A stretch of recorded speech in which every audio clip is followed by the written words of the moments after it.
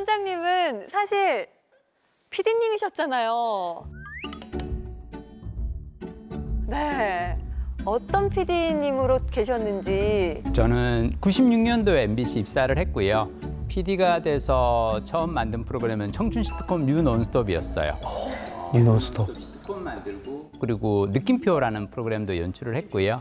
그리고 일밤이라는 프로그램에서 러브하우스라는 프로그램 하면서 전국을 다니면서 집을 고치기도 했고요.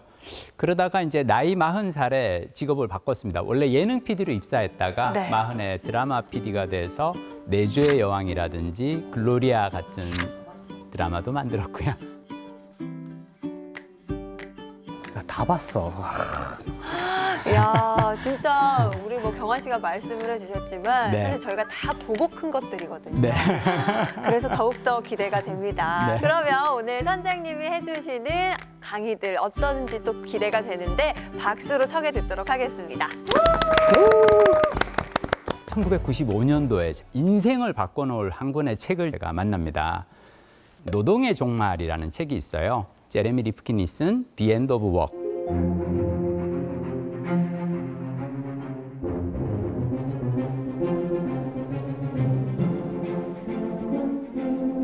19세기, 20세기 산업혁명의 결과 우리의 육체노동을 기계가 대신해 줍니다.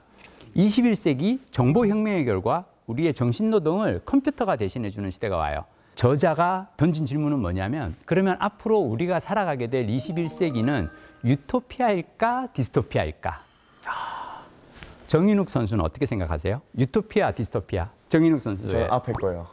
유토피아. 네. 제가 다른 사람은 몰라도 정인욱 선수는 유토피아라고 대답할 줄 알았어요. 진짜요? 감사해요. 감사해요. 역시 감사해요. 역시 긍정의 아이콘. 네. 발견하는. 아무튼 뭐라도 하면 되니까요. 그렇죠. 맞아요. 권경환 선생님은? 저는 후자에 가깝습니다. 이제 노동을 안 하게 될수록 또 오히려 퇴화하지 않을까라는 생각이 좀 들어서. 그렇죠. 네. 이향원 아나운서는 어때요? 저는 그냥 단순하게 지금 제가 사는 게 행복하기 때문에 아하. 유토피아다. 와, 제가 오늘 이 보물지도에 와서 멋진 분들을 만나는 것 같습니다. 대부분의 경우는 제가 이 강연을 하면서 이 질문을 던지면 많은 분들이 디스토피아라고 얘기를 합니다. 사실 근데 저는 정인욱 선수나 이향원 아나운서의 말처럼 저는 유토피아라고 생각하거든요. 왜냐하면 21세기는 우리가 이제는 힘든 노동으로부터 해방되는 시기예요. 우리 이를테면 옛날에 로마 시대 귀족이나 조선 시대 양반들처럼 살 수 있는 거예요. 문학과 예술을 논하고 철학을 논하고 문화를 즐기면서 살 수가 있는 거죠. 자, 근데 로마 시대 귀족들이 그렇게 살았던 이유는 노예들이 있었기 때문이죠. 자, 이제는 21세기에는 컴퓨터나 인공지능을 장착한 로봇이나 기계가 사람 대신 노동을 하고 우리는 인생을 즐기면 되는 거예요.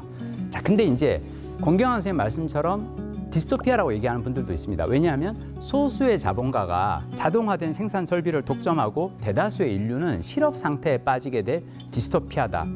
저는 그 의견에도 동의합니다. 자, 근데 전 중요한 거는 유토피아일까 디스토피아일까 내가 생각하는 답대로 우리는 인생을 살 거라고 생각합니다.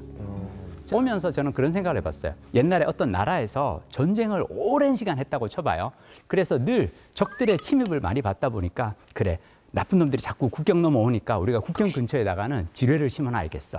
그래서 막 여기저기 지뢰를 심어놨어요. 근데 문제는 지뢰를 심은 걸 내가 모르고 가서 밟으면 안 되니까 지도를 이렇게 했겠죠.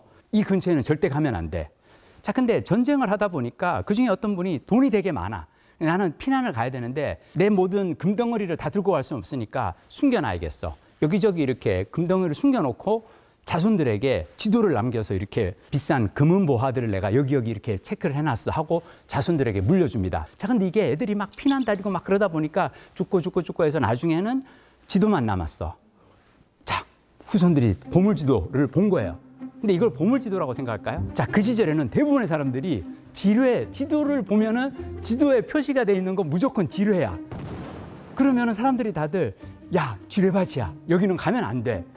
선조가 원래 이걸 만들어 주기로는 보물지도라고 해놨는데 우리는 어쩌면 보물지도라고 받은 거를 이거 알고 보면 여기 지뢰에 있는 거 아니야? 라고 해서 안 가고 있는 게 아닐까.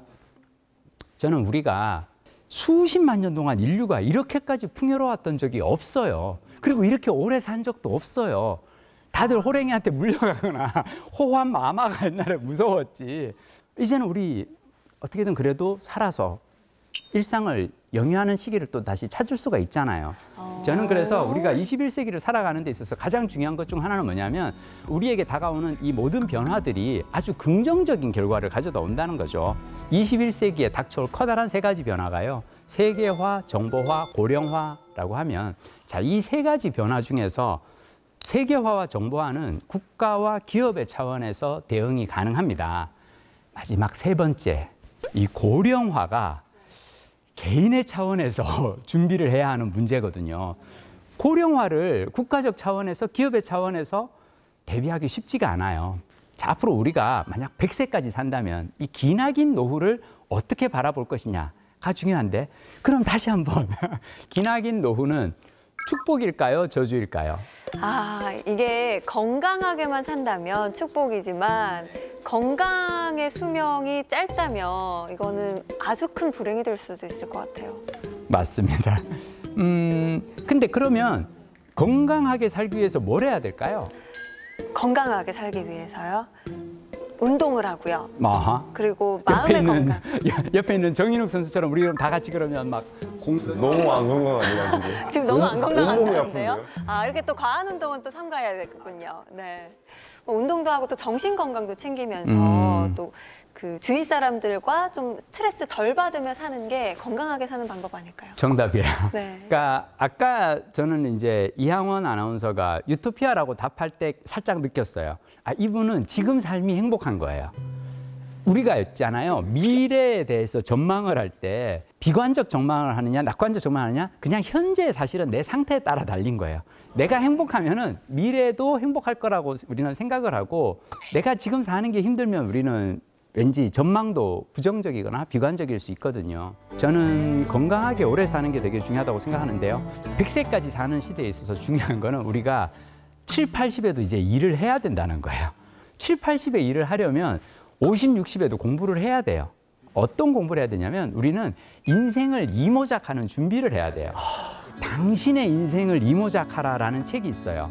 최재천 생물학자께서 쓰신 책인데요. 이 책의 부제가 2020년 초고령 사회라고 돼 있어요. 저는 이 책을 읽고 제가 딱 했던 생각은 뭐냐면 잘 좀 웃기잖아요. PD인데 지금 카메라 뒤에서 큐를 주지 않고 지금 나와서 출연하고 있다는 게. 책을 읽으면서 제가 했던 생각은 뭐냐면 50 이후에는 내가 새로운 살 길을 찾아야겠는데 내 인생을 이모작을 해야겠는데 그러면 이모작하기 위해서 난 뭘 해야 될까? 자, 여러분들이 인생 이모작을 할 때 가장 중요하게 생각해야 될 건 뭐냐면 나는 평생 무엇을 할 때 즐거운 사람인가? 그걸 들여다보는 게 되게 중요하다고 생각해요. 권경환 선생님이 네. 학교 교사신데 지금 버스킹을 하시잖아요. 네. 물론 저는 저분이 아이들을 가르치는 일을 무척 즐거워하실 거라고 생각합니다. 그렇지만 목요일 밤마다 버스킹 하는 게 너무 즐거워서 목욕허라고 해서 목욕버스커 맞아요. 네. 하시잖아요. 네. 평생 내가 좋아했던 일을 가지고 또 다른 어떤 일의 기회를 찾아가고 계신 거잖아요. 전 제가 평생 제일 좋아했던 게 저는 책 읽는 거였거든요. 제가 1년에 200권 정도 읽거든요, 책을. 와. 매년 200권의 책을 읽는 사람이라면 매년 한 권의 책을 쓰는 사람으로 살아도 좋지 않을까? 그래서 저는 50 이후에는 PD, 방송사 PD보다는 작가로 살아야겠다고 생각을 하고요. 도서관에 가서 찾아봤어요.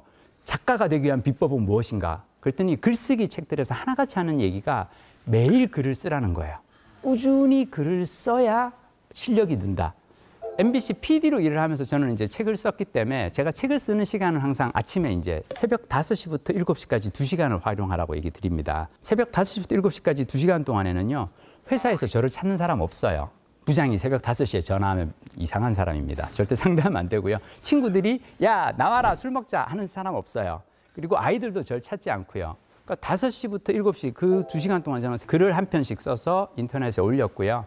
매일 아침 블로그에 7년 동안 글을 올렸어요. 그러니까 블로그에 글을 올린다고 돈 주는 사람도 없고요. 뭐 어디서 책 내자는 거 바로 이렇게 연락 오고 그러지 않아요. 그러니까 이제 그렇게 막 글을 이렇게 타타타타 치고 있으면 이제 아내가 들어와서 물어봐요. 그래서 당신 지금 뭐 하는 거야? 영어 학습서 한 권 쓰고 있어. 아니 뭐 당신이 저기 무슨 영어 교육학과 나온 것도 아니고 영어 학원의 강사도 아닌데 당신 같은 사람이 영어 학습서를 쓴다고 사람들이 읽겠냐? 제가 딱 한마디 했어요. 사람들이 읽을지 안 읽을지는 내가 이 책을 써보기 전에는 모르는 일이지 이 책이 대박이 납니다. 그 해 베스트셀러 10위에 올라요. 야, 어마어마하게 팔리고요. 이제 첫 번째 인쇄정산 하는 날 제 그 용돈 통장이 있어요. 월급 통장 말고 급여 통장은 아내가 관리하니까 저 이제 비자금 넣어서 쓰는 이 용돈 통장에 출판사로부터 8천만 원이 입금됩니다. 이야. 잠깐만 이거 나가면 안 되는 거 아니에요? 자, 역시 정인욱 선수. 정 선생님, 평소 어떻게 사시는 겁니까? 왜냐하면 이게 이제 8천만 원 딱 들어왔을 때 제가 한 행동이 뭐냐면 바로 절반을 뚝 잘라서 4천만 원을 아내 계좌로 쐈어요. 역시 보통 그렇게 하죠.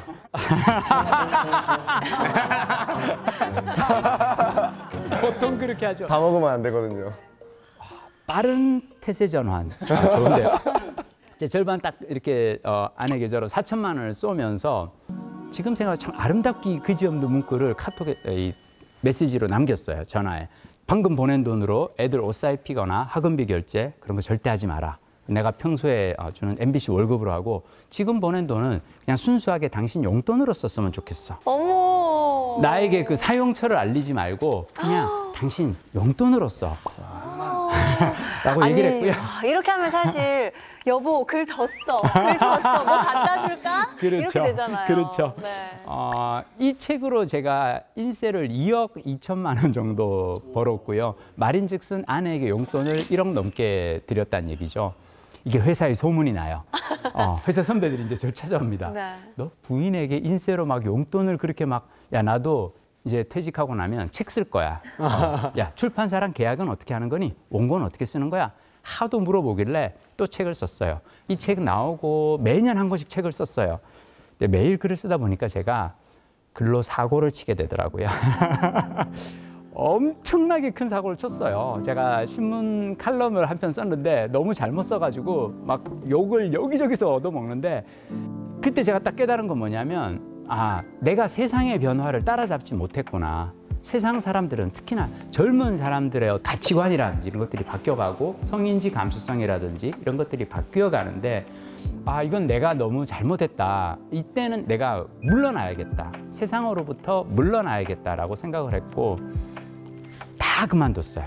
24년 다닌 MBC에 사표를 냈고요. 4년째 신문사 칼럼 연재하던 거 그만뒀고요. 10년째 매일 블로그 글 올리던 거 그만뒀고요. 몇 년째 그 구독자 수 6만, 7만까지 키워놓은 유튜브 채널까지 제가 닫았어요. 다 이렇게 닫고 나니까 힘들더라고요. 근데 이럴 때 이제 친구를 만나잖아요. 내가 막 이제 망한 걸 알아요. 내가 망했고 막 여기저기서 욕을 먹고 있다는 걸 알아.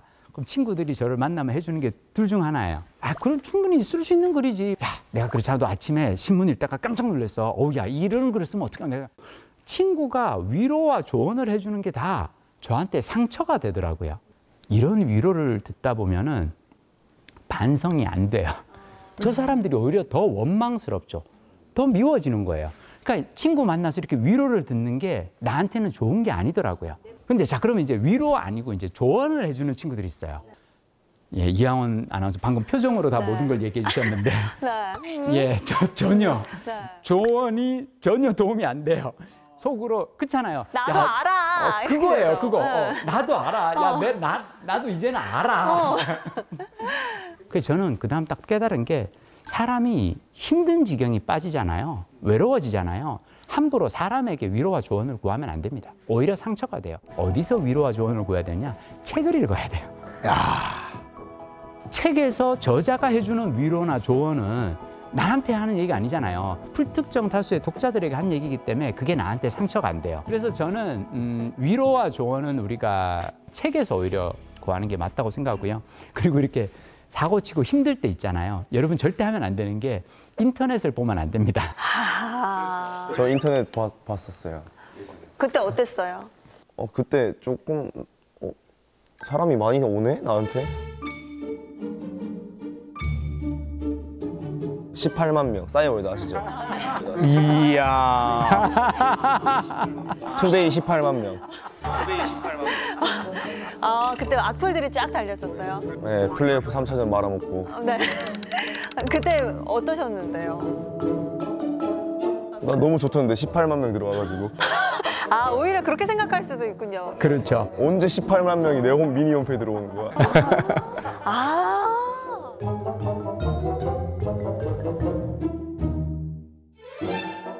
정말 죄송한데 저 이 프로그램 이제 지난 방송편을 보다가 정인욱 선수가 너무 궁금한 거예요. 이분 되게 재미난 캐릭터인데 봤더니 죄송한데 인터넷상에 그 긍정의 아이콘으로 이렇게 소개되는 일화들이 있는 거예요. 그 나는 너무 슬픈 게 시속 150km 이 강속구를 던지던 그 투수로 얼마나 많은 공을 뿌렸겠어요. 그 많은 공을 뿌린 거는 인터넷에 안 남아요. 약간 엉뚱한 그게 기록이 나는 정말 보면서 근데 죄송해요. 내가 근데 어쩔 수 없어. 정인욱 선수가 궁금해서 보면은 그게 뜨는 거예요. 그래서 인터넷이 상당히 위험해요. 특히나 이 사고 치고 난 다음에 외로운 지경에 빠지잖아요. 보면 안 돼요. 정인욱 선수가 지금 웃으면서 저렇게 얘기하지만 사실은 조금씩 상처가 남아요, 그게. 그리고 인터넷 보면 특히나 안 되는 게 뭔지 알아요? 나만 외로워요. 나만 힘들어요. 다 잘 살아. 맞아요. 좋은 거만 올리니까. 좋은 것만 올리니까. 평소에는 집에서 그냥 대충 이렇게 밥 이렇게 레인지에 돌려가지고 이렇게 해가지고 그냥 김치하고 대충 이렇게 먹다가 정말 간만에 한 달에 한 번 어디 맛있는 데 가면은 요즘 뜨는 우리 동네 핫플 이러면서 이렇게 사진 찍어서 이렇게 올리잖아요. 자, 근데 문제는 내가 인터넷에 들어가 보면 그런 사진들만 계속 있으니까 나 빼고 모두 이렇게 잘 나가나? 나 빼고 다 이렇게 멋진 데 가고 다 이렇게 좋은 거 쓰고 사람들 많이 만나서 재미나게 사나? 정말 힘들었어요. 외로운 지경에 처하니까 뭐가 걱정이었냐면 100세 시대에는 건강하게 잘 사는 게 중요하잖아요. 건강 되게 챙기거든요. 저는 건강하게 이렇게 오래오래 사는 게 저의 꿈인지라 저는 술, 담배, 커피 안 하고 저는 커피도 안 하세요? 예. 저는 PD로 일을 하면서 내가 좋아하는 것에 집중하기 위해서는 다양한 이런 거 좀 피하고 싶었어요. 저는 술, 담배, 커피 안 하고 건강하게 오래 사는 게 목표였는데 어느 날 봤더니 외로움이요. 하루 담배 15개비를 피우는 것만큼이나 건강에 해롭대요. 원시 시절에 우리가 수렵 채집을 하고 살았을 때 스트레스를 언제 받았을까요? 가다가 멧돼지가 나타나면 갑자기 놀라겠죠. 네. 달아날까 싸울까 순간적으로 고민을 하고 생존을 위한 선택을 해야 되는데 이때 아까 1시간 반 전에 먹은 이 고기를 소화를 위해서 잘 시켜야겠어. 면역 기능을 잘 활용을 필요가 없잖아요. 당장 죽느냐 사느냐니까. 자, 그러다 보니까 사람이 스트레스를 받으면 면역 기능이라든지 소화 기능이 떨어집니다. 문제는 외로움을 계속 겪다 보면 사람이 스트레스를 받게 되고 그러면 계속 면역 기능이 저하되고 소화 기능이 떨어지면서 건강에 장기적으로 봤을 땐 건강에 치명적인 영향을 준다는 거죠. 우리가 인류가 살아온 과정에서 수렵 채집을 하거나 농사를 짓거나 그러고 살았을 때는 항상 혼자 일하는 것보다 여럿이 같이 일을 하는 게 나았을 겁니다. 사냥을 할 때도 그렇고 그리고 농사를 지을 때도 그렇고. 근데 이제는 혼자서 각자 일하는 시대잖아요. 맞아요. 오히려 코로나 때는 또 자택근무도 많이들 하시고. 그렇죠. 네. 그리고 앞으로 점점점 대규모 사업장에서 여럿이 힘을 합해서 협업으로 일하는 그런 고용 기회는 점점 좀 줄어들 것이란 말입니다. 앞으로 혼자서 우리는 살아가야 돼요. 그리고 그런 얘기 있어요. 요즘 청년은 미혼, 중년은 이혼, 노년은 사별. 마지막 건 좀 슬픈. 그러니까 결국은 다 혼자 사는 시대거든요. 그거 아세요? 이제는 우리나라에 1인 가구가 부모, 자녀가 같이 사는 세대보다 더 많아요. 1인 가구가 32%, 부모, 자녀가 같이 사는 세대는 28%. 그러니까 그만큼 1인 가구의 수가 많아지는데 외로움을 고통이라고 여기고 사는 건 개인적으로 보면 불행이고요. 나라로 보면 이건 저는 재앙이라고 생각하거든요. 그래서 저는 외로움을 우리가 괴로움이라고 느끼지 않는 게 중요하다고 생각하고요. 자, 사람이 외롭잖아요. 그럼 우리는 일단 반성을 합니다. 내가 뭘 잘못했을까? 이렇게 인터넷 그 사회적 관계망에 갔더니 어라? 우리 동네 아줌마들이 나 빼고 다 모여가지고 브런치를 하네? 동창들 모였는데 나 빼고 다 모였네? 라이온즈 선수들 모여서 회식하는데 오비 나만 빼놓고 애들끼리 모였네? 왜 이런 걸 보면 외롭잖아요. 신경 확 쓰이잖아요. 사실 전 괜찮아요. 아, 그래요? 혼자 있는 게 좋거든요.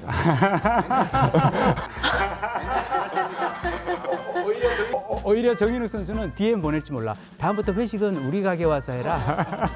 좁은 멘탈에는. 맞아. 나 안 불러도 되는데 회식 장소는 우리 집에서 해. 안 불러도 되는데 장소는 멘탈은 그러실 수도 있어. 오히려 좋아. 혼자인 게. 괜히 나가는 게 더 귀찮아요. 아, 그래요? 근데 이게 바뀌어야 돼요. 그래도 외로운 것보다는 여럿이 같이 있는 게 좋습니다.